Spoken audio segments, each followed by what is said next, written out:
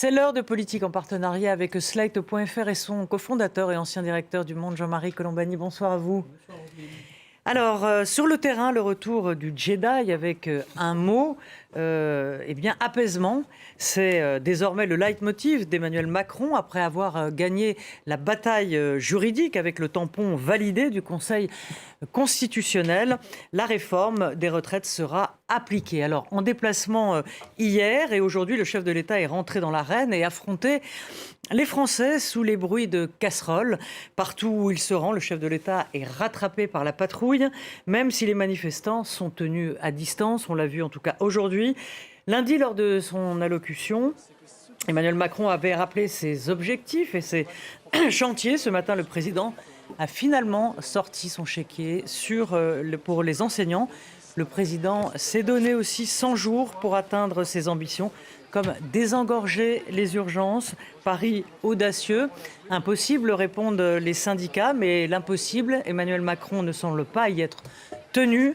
Il a donné pour exemple la reconstruction de Notre-Dame en 5 ans, une promesse que personne ne croyait. Finalement, rien ne vaut une levée de bouclier pour forcer un chef de l'État à agir. Y arrivera-t-il ? Eh bien, on en parle avec nos invités sur ce plateau. Bonsoir Bruno Jeudi. Bonsoir Roselyne. Vous êtes éditorialiste politique. On en parle aussi avec Carole Barjon de l'Obs. Bonsoir à vous. Bonsoir, avec Roselyne. la une de l'Obs cette semaine, la cocaïne, Oui. la France des narcos, enquête sur une infiltration mafieuse. Et puis, bonsoir à vous, Guillaume Daret. Bonsoir Roselyne. Vous êtes journaliste à France Télévisions et vous suivez aussi beaucoup les déplacements d'Emmanuel Macron, notamment. Hier sur le point. Ah bah très bien, vous allez nous en parler. Et puis à la fin de l'émission, nous recevrons Véronique Reissou pour la politique sur les réseaux. Donc voilà, Emmanuel Macron a dit « j'assume » aujourd'hui, parfois bien accueilli, parfois mal. Alors on a vu qu'aujourd'hui, les choses avaient été beaucoup plus serrées qu'hier. Il était moins à portée d'engueulade et on voyait un Emmanuel Macron, je ne sais pas si vous avez vu les images. On interdit les casseroles. Il n'y a plus de casseroles. Ils ont retiré les casseroles. Ont été réquisitionnées. Et on voyait un Emmanuel Macron déambuler la veste sur l'épaule et buvant même une bière. Donc ça tranchait, Guillaume, puisque vous me disiez que vous étiez hier sur le terrain, ça tranchait avec hier. Donc il y a une correction là où... Après, on sentait qu'hier, quelque part, même s'il y a eu de l'affrontement, c'est aussi un peu ce qu'il était allé chercher. C'est-à-dire que clairement, il voulait montrer qu'il était capable d'aller discuter, y compris avec les opposants les plus importants.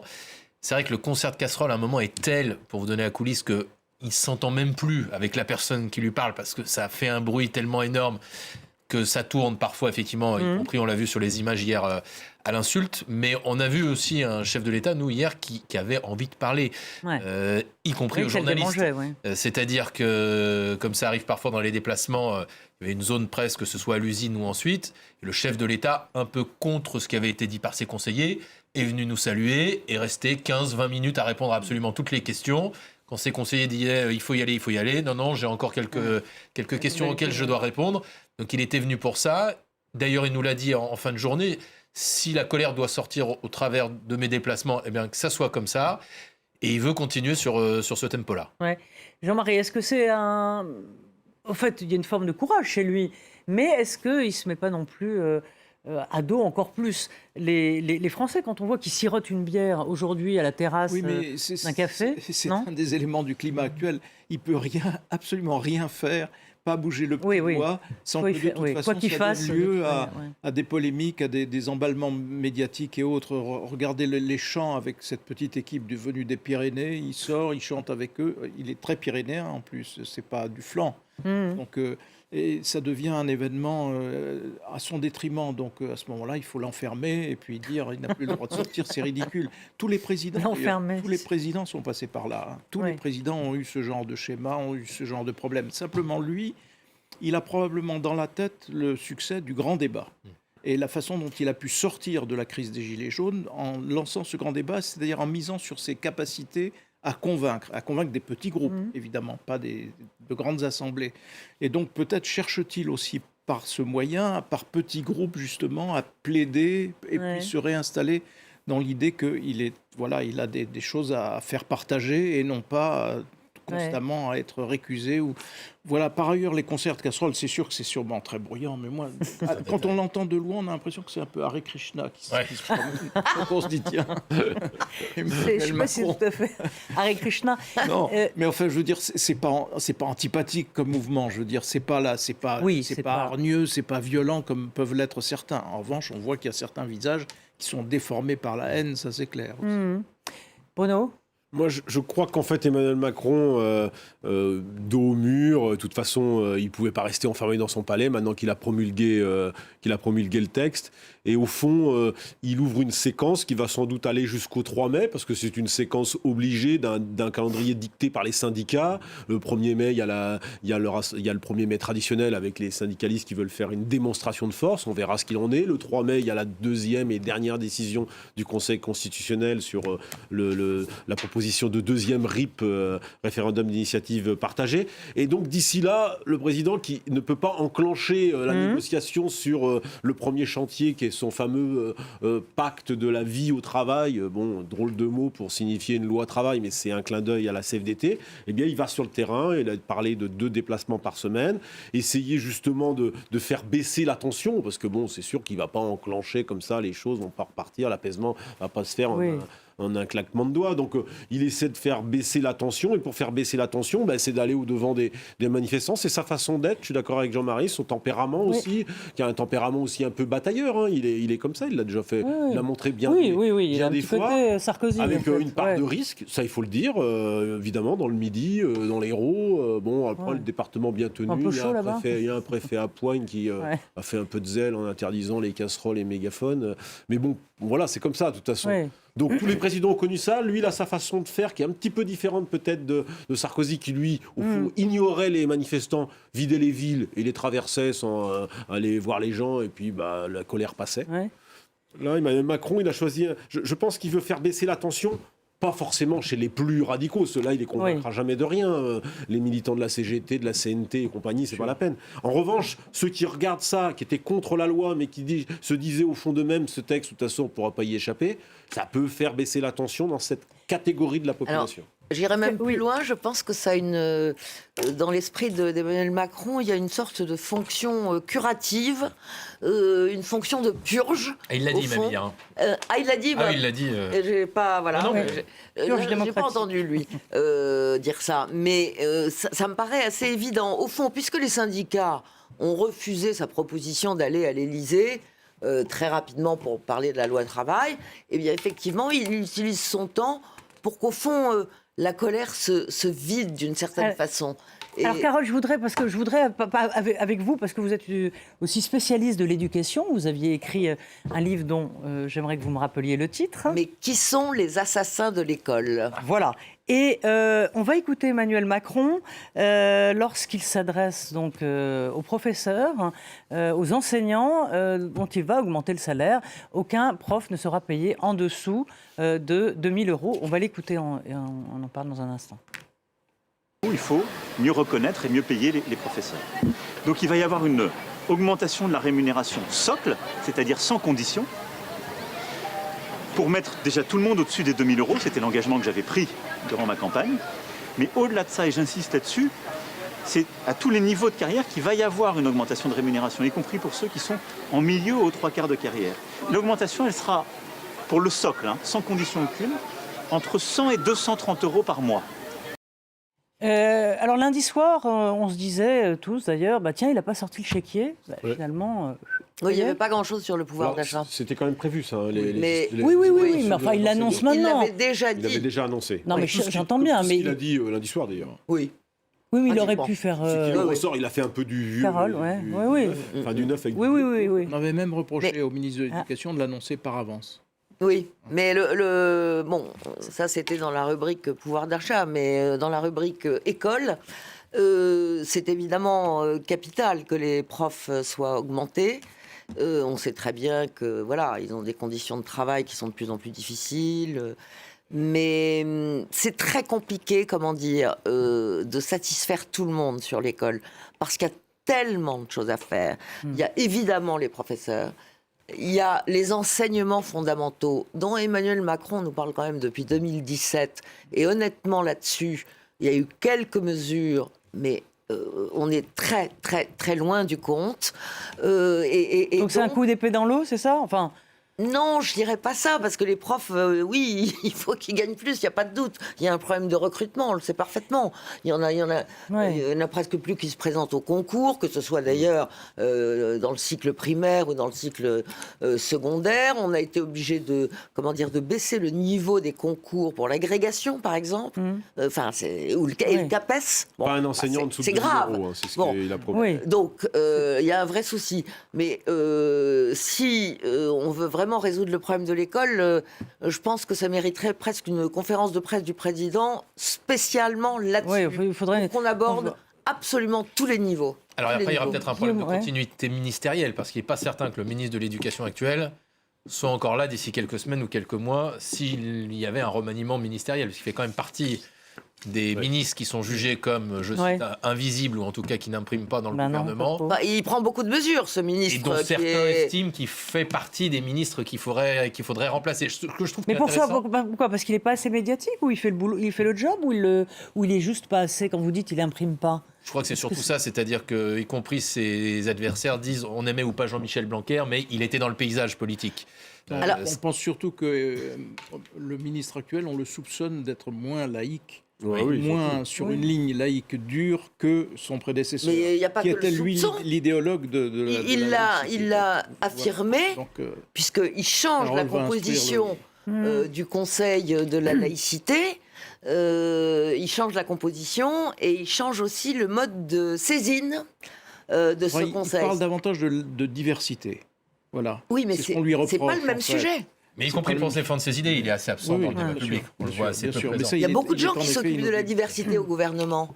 Mais par ailleurs, c'est un sujet tellement compliqué parce que, comme le disait Carole tout à l'heure, vous voyez, par exemple, là, les enseignants vont être augmentés. Bon, on pouvait penser que les syndicats diraient on a enfin obtenu quelque chose. Pas du tout. Ils opposent tout de suite les conditions de vie, la charge de travail des enseignants, en disant, compte tenu de la charge de travail nouvelle, nous pas on est, voilà. Donc, vous voyez, c'est quand même très, très dur de ce mastodonte d'arriver à le faire bouger. Mais Bruno, est-ce que, quand on s'occupe comme ça d'un secteur, là, ce sont les profs, la justice va demander plus, l'hôpital va demander plus, les infirmières, les médecins vont demander plus. La justice a déjà eu beaucoup, puisque c'est le budget qui a été beaucoup revalorisé ces 2 dernières années. Non, mais je donne un exemple. C'est la grande fierté d'Éric Dupond-Moretti, et objectivement, ce budget a été revalorisé comme jamais précédemment. Mais là aussi, on pourrait presque dire, même s'ils ont un petit peu baissé, je trouve, en contestation, il n'y en aurait jamais assez. Mais il y a un tel retard. Il faut reconnaître que la justice, la santé, l'éducation sont sans doute les 3 secteurs qui ont été largement peu abondés, voire abandonnés pour certains depuis de trop longues années. Oui, il y a un risque évidemment que d'autres secteurs disent et moi. Quand vous commencez à attendre la Cébide, les autres ils font la queue pour avoir leur lot. Et le problème c'est que aujourd'hui, alors c'est pas encore officiel, mais j'ai lu quelques informations économiques avant de venir. Donc nous avons franchi le cap des 3 000 milliards quand même de dettes. Il y a un chiffre qu'il faut retenir, c'est qu'en gros la France s'endette de 4 000 € par seconde. Par seconde. Oui. C'est ça, c'est ça la France aujourd'hui. Vous avez fait le calcul, Bruno ? Non, c'est un calcul qui a été fait par des spécialistes, pas moi. Ça y est, ça fait déjà 16 000 €. BFM Business pour les citer. Donc, je pense que tout ça n'est pas neutre. Et Emmanuel Macron, qui s'est accroché sur cette réforme des retraites, y compris en le critiquant, à vouloir coûte que coûte récupérer les 15 milliards d'euros. Solde est de 22, paraît-il. Oui, voilà. 2 milliards. Bref, mais en tous les cas, on voit bien que va falloir resserrer les cordons de la bourse d'une manière ou d'une autre, ce que n'a pas fait Emmanuel Macron. Oui, mais enfin, on oublie surtout que la principale source de dépenses supplémentaires pour de longues années devant nous, c'est la défense.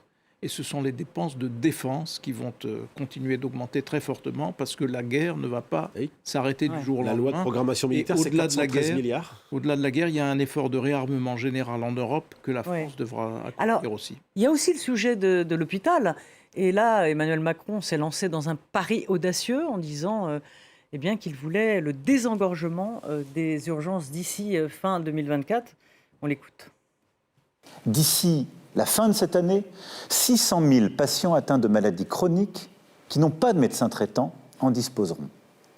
Et d'ici la fin de l'année prochaine, nous devrons avoir désengorgé tous nos services d'urgence. Alors, il a essayé par où commencer? Non, alors, mais oui. alors on non, n'y mais croit pas. alors, Comment là, faire on peut le défendre 5 minutes. C'est qu'on ne peut pas imputer la faute de la crise de l'hôpital à Emmanuel Macron, Bien sûr que non. qui est le fruit quand même d'une politique désastreuse il y a 50 ans, avec le fameux numerus clausus. Et puis, Il n'y a pas que ça. Il n'y a pas que ça. Il y a la réorganisation Mais ça a été de la mauvaise politique. Il y a la suradministration de l'hôpital. Il y a plein de choses. Il y a les 35 heures. Il y a eu les 35 heures. Il n'y a plus de médecins. Il y a eu plein de choses qui se sont produites. Il y a toute une cascade de oui, mais ce qui en découlait, de Bruno, pardon, c'est qu'on ne formait plus de médecins. Le numerus clausus faisait qu'il y avait un nombre de médecins qui étaient... Ce n'est pas la seule raison. Quand vous comparez l'hôpital public allemand et l'hôpital c'est l'erreur français, originale. il est suradministré et il y a une couche supplémentaire dans l'organisation de l'hôpital. Emmanuel Macron est quand même au pouvoir depuis presque 6 ans. Pas dire qu'il y a eu beaucoup d'améliorations sur l'hôpital public. Il y a juste une chose qui a été faite, quand même, il faut le reconnaître, c'est le Ségur qui a permis de revaloriser certains métiers de l'hôpital, infirmières en tête, ce qui n'est pas rien vu le niveau de rémunération des infirmières françaises, mais c'est un chantier très vaste, là où, une fois de plus, dans sa communication très ambitieuse, le président lance ça comme s'il allait régler ça avant le 14 juillet. Non, mais là, franchement, on est tous bien d'accord pour dire que, évidemment, la situation de l'hôpital, c'est pas Emmanuel Macron qui l'a créée, mais faire cette promesse-là, je trouve que c'est totalement irresponsable, personne n'y croit. On sait très bien que le problème des urgences, ça va prendre vraiment... des années. Mais ça supposerait de ressusciter la médecine de ville. Mais justement, là-dessus, ça ne s'est pas très bien passé avec les médecins libéraux. Alors, je veux dire, tant qu'on n'augmente pas, là aussi, la tarification des médecins pour qu'ils acceptent de faire des gardes, pour ensuite que ça désengorge précisément les services d'urgence, on n'en sortira pas. Donc c'est plus qu'audacieux, cette promesse. C'est plutôt irresponsable. Ça fait penser à Jospin, il y a quelques années, quand il avait promis le 0 SDF pendant sa campagne. Ou Chirac, où on peut se baigner dans la Seine, je rappelle. C'était le maire de Paris là, qui parlait. Il faudrait qu'on fasse un petit bouquin sur les promesses des politiques. Cela dit, c'est à la fois angoissant et puis il faut aussi relativiser. Ce qui est angoissant, c'est les chiffres que vient de citer Bruno sur la dette. Parce que c'est vrai que quand on aligne tout ce qu'on vient de dire, c'est plus abstrait. Tout ce qu'on aligne, ça veut dire des milliards dépensés en plus. Rappelez-vous, il y a quelques solides années maintenant, François Fillon, Premier ministre. Je suis à la tête d'un État en faillite. Quelques années plus tard, le quoi qu'il en coûte. Le quoi qu'il en coûte, ça fonctionne. Et tout le monde en est content. Les entreprises sont sauvées, évitent la faillite. Les salariés sont quand même payés à ne pas travailler dans le quoi qu'il en coûte, ainsi de suite. Donc on a quand même un arsenal en termes d'État-providence extrêmement puissant qui se réarme au fur et à mesure que le pays progresse. Donc ça revient à l'idée qu'il faut quelque part travailler un peu plus si on veut financer tout ça. Le problème, c'est que ça a rendu aussi l'argument financier totalement inaudible désormais dans le débat, par exemple, sur les retraites. Et ça a commencé avec les gilets jaunes. Et c'est ce que disait Bruno tout à l'heure, c'est que c'est vrai que la question a été abordée dans les réunions d'arbitrage, notamment au moment du choix du 49.3. Où le chef de l'État a dit on a des alertes sur les marchés financiers, mais le choix a été fait, arbitré, de ne pas utiliser publiquement l'argument, de peur, d'affoler un petit peu encore plus les marchés et les responsables politiques, et d'accréditer encore un peu plus aussi l'idée finalement d'un pays qui dégringole doucement mais sûrement. On va dire un mot, parce que t'enfiles, de Laurent Berger, qui a annoncé dans Le Monde qu'il partait. Alors, c'est pas une surprise, parce qu'il l'avait déjà dit, mais pour certains qui ne sont pas toujours au fait de l'actualité politique ou syndicale, ça a sonné un peu comme une surprise. On va écouter Laurent Berger. Le syndicalisme est de retour, Monsieur le Président. On est là. On a fait le boulot.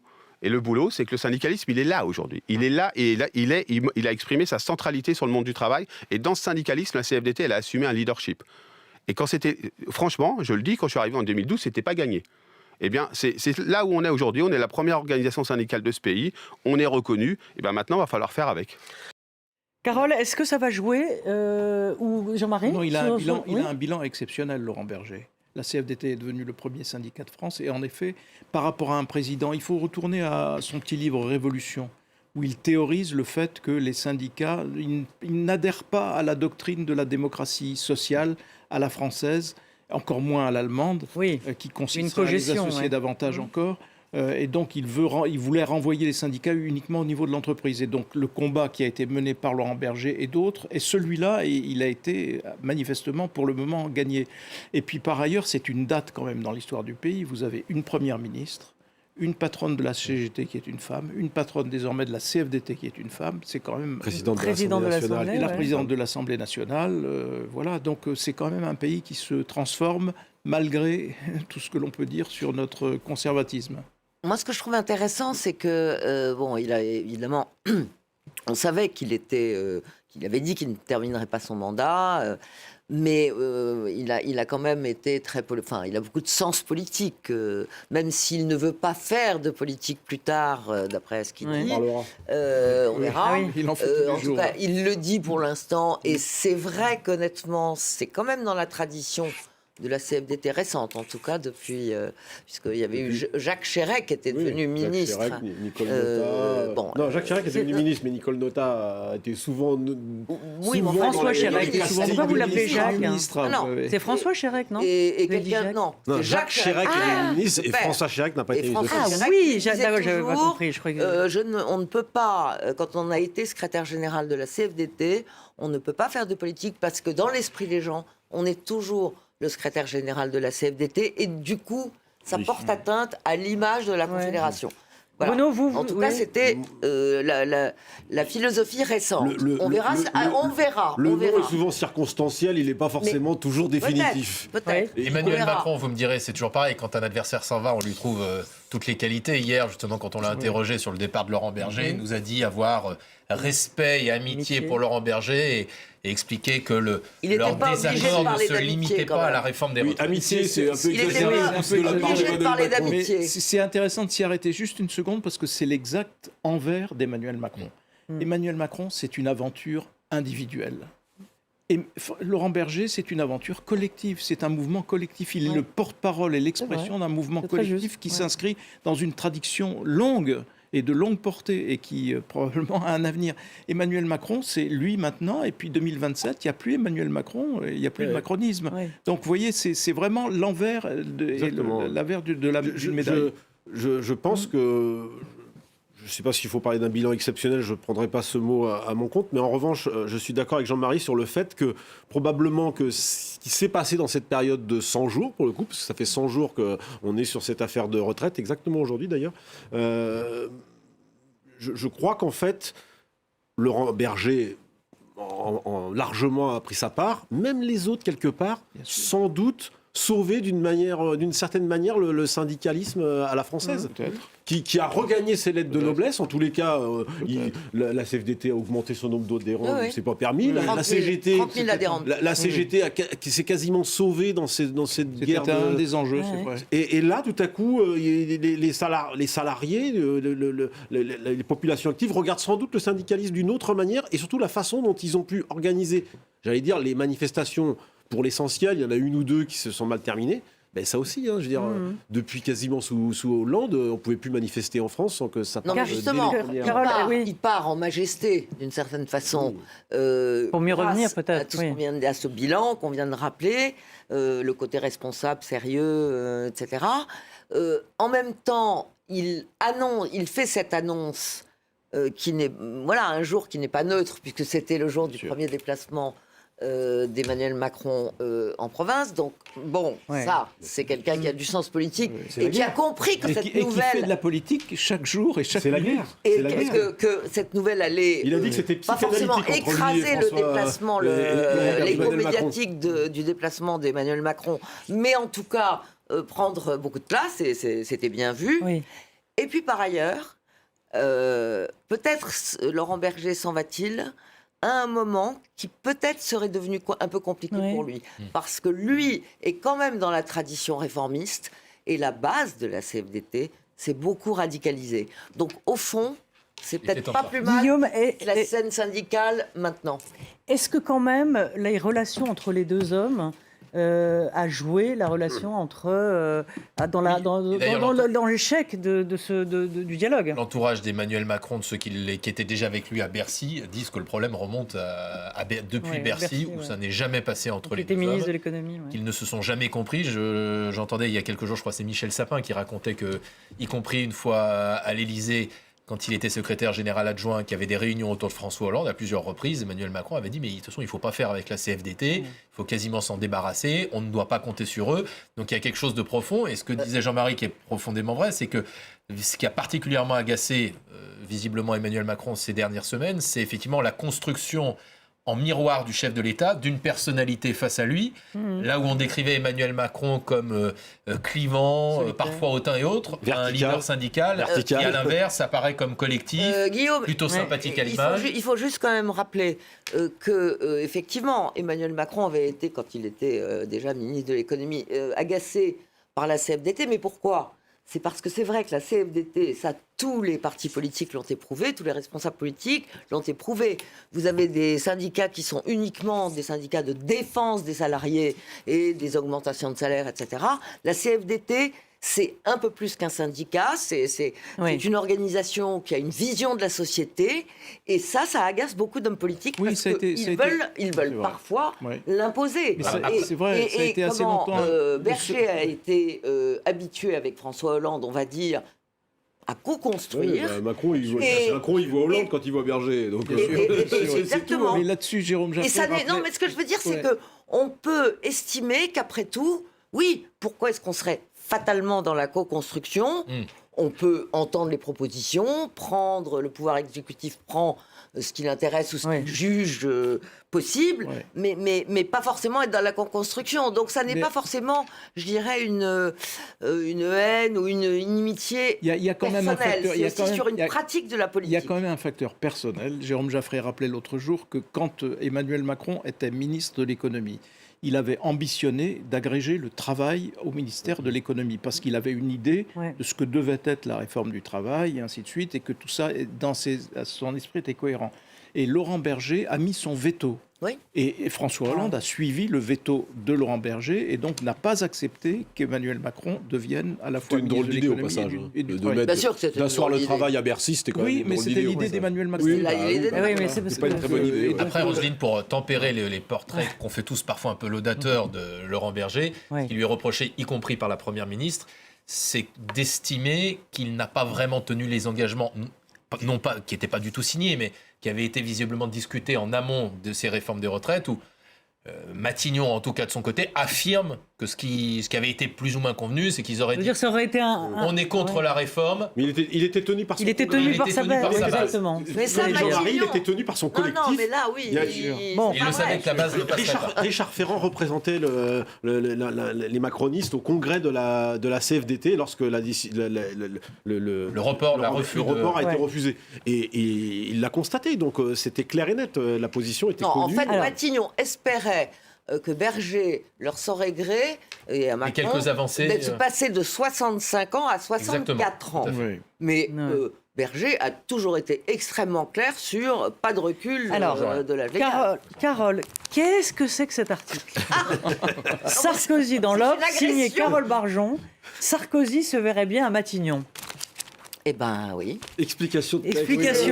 Non mais attendez, il a été un président qui redevient. C'est quoi? On va pas vous lâcher. On refait comment il s'appelle Lavrov et c'était Lavrov et Medvedev. Non. Medvedev et Poutine, pardon. Ah oui, qui changeait de. Écoutez, un certain nombre de ces visiteurs ont constaté que c'était une hypothèse à laquelle il ne croit d'ailleurs pas forcément lui-même, parce que, comme nous savons, Nicolas Sarkozy a quand même beaucoup de sens politique, donc il voit bien toutes les impossibilités, mais ça ne l'empêche pas d'en avoir envie, et d'imaginer que ça pourrait créer un choc dans l'opinion, voilà, en rêve, vous voyez. Oui. Ça pourrait créer un choc dans l'opinion qui correspondrait relativement à ce que les Français attendent, c'est-à-dire de l'autorité. Oui, faire barrage à Marine Le Pen, en quelque sorte. Etc. De l'expérience. Maintenant, est-ce qu'il est capable d'amener les 40 députés? Maintenant, le problème, laisse-moi finir. Maintenant, le problème qui se pose d'ailleurs à propos de n'importe quel nouveau Premier ministre éventuel, c'est est-ce qu'il amène une nouvelle majorité? Sarkozy, un de ses visiteurs lui a fait remarquer qu'il emmènerait tout au plus 15 députés avec lui. Voilà. Bien entendu, cette hypothèse est inenvisageable du point de vue d'Emmanuel Macron, parce que ce serait ni plus ni moins une cohabitation. Bien sûr. Voilà. Donc, mais ça n'empêche pas de rêver.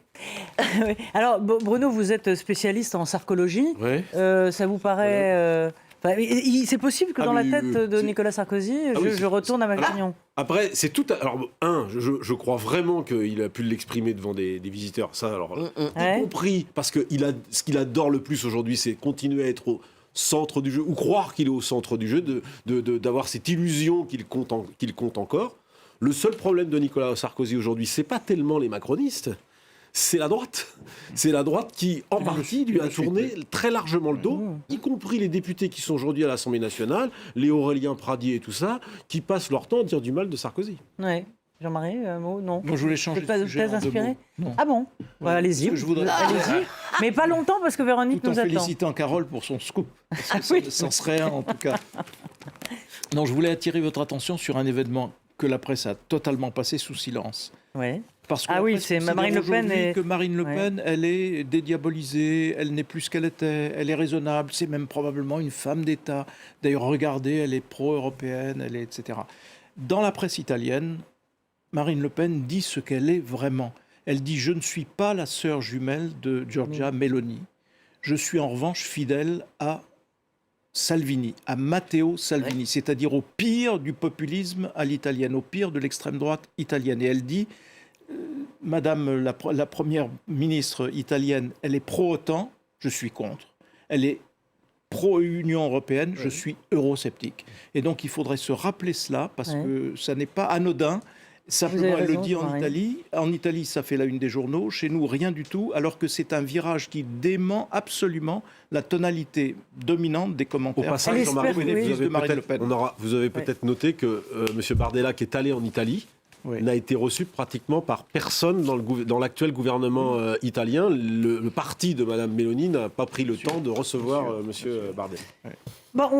Elle est isolée en Europe, Marine Le Pen, quand elle est louée pour ses performances ici. On accueille Véronique Reissoul pour la politique sur les réseaux.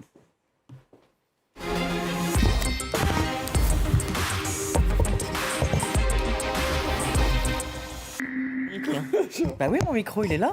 Oui, on me dit mon micro, mais il est là, mon micro. Alors, on a un petit souci technique, donc on n'a pas beaucoup d'éléments. Oui. Comme ça me laisse 2 minutes pour vous dire d'abord que j'ai une bonne nouvelle à vous annoncer, c'est que vous pouvez aller sur les réseaux sociaux. Là, ils en ont parlé. Ils en ont beaucoup parlé et il y a beaucoup d'internautes qui ont noté ce sujet et qui expliquent que, voilà, les médias, après, ça lance sur un autre sujet, des médias et des sujets. Et l'autre chose, c'est que du coup, j'ai été regarder la résonance de ce magnifique article et qui a été très repris. Et c'est amusant parce que comme en ce moment, on n'arrête pas d'expliquer que M. Sarkozy avait une fanbase et que c'est ça la grande différence avec Emmanuel Macron, eh bien, je peux vous annoncer une nouvelle officielle, la fanbase a disparu parce qu'il y a peu de gens qui se réjouissent de l'hypothèse que vous avez posée, Madame Barjon. Donc voilà. Mais sachez que ça a été aussi très commenté. Donc, oui, alors les 100 jours, la bizarrerie des 100 jours pour Emmanuel Macron qui a donc proposé ces 3 chantiers. En 100 jours, c'est 100 jours, mais les gens y croient. Alors on a été faire un sondage pour le Figaro avec Odoxa qui est sorti tout à l'heure. On a posé la question en disant est-ce que 100 jours c'est une bonne méthode, est-ce que c'est bien ? Eh bien figurez-vous que pour 79% des Français, la méthode 1 n'est pas réaliste à 79% et 2, ça n'est pas une bonne méthode du coup parce qu'elle n'est pas réaliste. Donc 62% des Français disent 100 jours. Voilà, c'est pas comme ça que ça va changer. Il y a aussi beaucoup d'internautes, cette fois-ci, qui ont salué la référence aux 100 jours. Mais est-ce qu'ils ont relevé qu'il y avait déjà, les 100 jours étaient déjà dépassés, puisqu'on était à 88, je crois. Ils ont relevé, première chose qui était 100 jours Napoléon, ça se termine quand même par Waterloo. Ouais. Est-ce une bonne idée, ce genre de référence ? Il y avait peut-être Waterloo avant les 100 jours, d'ailleurs. Non, ça dépend de quel point de vue on regarde ça. C'est comme ça. Enfin voilà, en tout cas, c'est une fin qui n'était pas forcément formidable. Et ensuite, ils se sont amusés à faire le décompte et en disant ça tout de suite. On n'est pas dans les 100 jours, donc pourquoi ce symbole alors qu'on n'est même pas dans les 100 jours? Donc une méthode pas très bien accueillie, on peut dire. 79% des gens qui disent que c'est pas très réaliste. Du coup, comme c'est pas très réaliste, on a quand même posé la question aussi sur la confiance qu'ils avaient dans les fameux chantiers. Alors je vais me pousser pour faire Annie Pujol, voilà.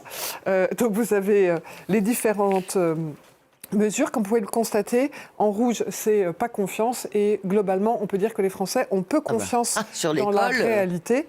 Et les 3 sujets les plus forts qui sont l'école. Donc le progrès dans l'éducation nationale, 73% des Français disent ouf, pas trop confiance pour y arriver et encore moins en 100 jours. 73% qui disent l'amélioration du système de santé, ouf, pas trop possible. En tout cas, pas confiance. Et amélioration des salaires et des conditions de travail, forcément, au sorti de la séquence que nous venons d'avoir, 75% des Français disent oui, mais peu confiance dans la réalisation possible de ce sujet. Donc on va dire des mesures qui provoquent peu de confiance. En fait, ça correspond aux gens qui restent fidèles à Emmanuel Macron. Oui, entre 34 et 26%. Exactement, parce qu'après, quand on fait les prix, c'est les macronistes. Juste un mot, Guillaume, qu'on n'a pas beaucoup entendu tout de même. Juste très vite, cette bizarrerie des 100 jours, pourquoi il se ficelle comme ça C'est toujours la volonté. Alors, c'est à la fois gagner du temps quand même, parce qu'on a bien vu il y a 3 semaines, c'était rendez-vous dans 3 semaines. Là, c'est rendez-vous dans 100 jours avec le 14 juillet. C'est parce qu'il y a quand même une incertitude. On parlait des textes. Il ne sait pas quel texte il va pouvoir faire passer parce qu'il ne sait pas quelle majorité de projets sur les différents textes. Et il ne sait pas non plus avec quelle architecture gouvernementale. C'est-à-dire qu'on ne sait pas, on parlait du ministre de l'Éducation, on ne sait pas d'ici le 14 juillet ou dans ces 100 jours qui sera toujours à Matignon et qui seront les principaux ministres. Dans les 100 jours, ils ont aussi remarqué beaucoup qu'il n'y a pas non plus 100 jours avec le Parlement. Mais non. Vous vouliez nous parler de... Et du coup, non, je ne peux pas parce que ça ne fonctionne pas. Donc, je vais continuer à vous filer mon petit sujet sondage. Allez-y. Puisqu'on a dit confiance dans les mesures. Bien sûr. Pas de retrait, pas de jeu. Voilà, et là, vous avez fait un petit... Ça, c'est le gros hashtag de la semaine. Je ne pourrais pas vous les montrer, mais il y a quelques épreuves phares qui sont choisies. C'est l'hashtag qui inquiète beaucoup et surtout qui inquiète jusqu'au sommet de l'État. Il se trouve que j'ai rencontré la ministre des Sports qui prennent quand même ça assez au sérieux. Et on a vu déjà que la direction de la RATP et de la SNCF, ils commencent déjà à ouvrir le robinet pour... Et Laurent Berger a pris ses distances avec ça. Ouais. Et avec une réalité qui est ce que je voulais vous montrer, c'est qu'à l'étranger, c'est devenu une blague de « Ok, ça va être quoi les jeux en France ?» Donc il y a le sauter de poubelle, il y a le lancer de... Enfin bref... Des grands moments. Mais donc on n'aura pas le temps de le voir là. Donc je vous file la fin du sondage, qui est, puisque pas confiance dans les mesures, est-ce qu'on a plus confiance dans les 4 ministres qui vont porter ces mesures? Bon, étonnamment non, évidemment. Donc en particulier 76% pour Olivier Dussopt, qui dit voilà, peu de confiance, mais c'est assez logique avec ce qu'on vient de voir. Et pour M. Pap Ndiaye, 75% disent qu'ils n'ont pas confiance. Ils ont plus confiance finalement, c'est relatif, mais à M. Dupond-Moretti. Du coup, j'étais regardée sur le web, celle-là, on a pu la voir, qui est la notion d'engagement. C'est-à-dire qu'on parle beaucoup plus de M. Pap Ndiaye, mais surtout la notion d'engagement. C'est quoi l'engagement? C'est quand les gens commentent, partagent, like ou dislike, enfin voilà. Et celui qui suscite le plus de débats dans le fond, c'est de loin Pap Ndiaye, qui est dans une logique où en fait les gens ont besoin de commenter de trucs. C'est pas du commentaire négatif. C'est pas du bon engagement. Pour Moretti, il y a un point de... Il est beaucoup moins commenté, mais c'est un indicateur toujours intéressant parce qu'on peut transformer quand il y a un engagement négatif potentiellement. Est systématiquement négatif? Non, il peut être très positif. Dans son cas, il est à 80% négatif, mais il peut être positif. Vous pouvez avoir. Ils ont tous lu, Carole. Merci à tous. Merci d'avoir accepté cette invitation. Merci à Flore Simon d'avoir préparé cette émission et merci à toute l'équipe technique. À très vite. Merci Véronique. Et donc, je ne peux pas vous montrer, mais il y a des trucs énormes. Donc, le lancer pour le tennis, un lancer de grenade. Parce que j'ai vu le on est toujours à l'antenne, là. Et surtout, en fait, les Olympic Games avait commencé à... On en a parlé avec... Et c'est parti d'un truc... Pour rattraper le coup. Et c'est parti... On n'a pas repris ?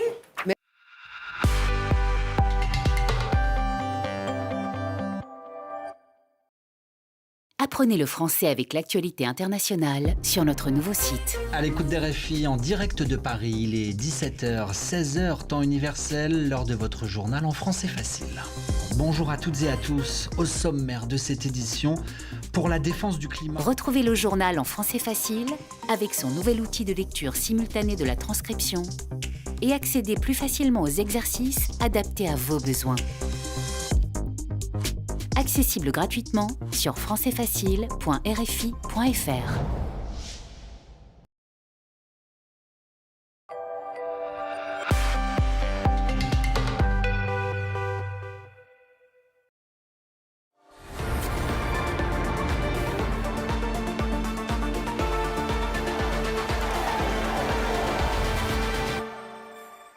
Super maniable, hein. Par contre, les enfants ont dû laisser des miettes et j'ai peut-être heurté un poteau en reculant. Du coup, je vous laisse la caution. La météo avec Carrefour Location. Une large sélection de véhicules pour tous les besoins et budgets. Carrefour, bien plus que des courses.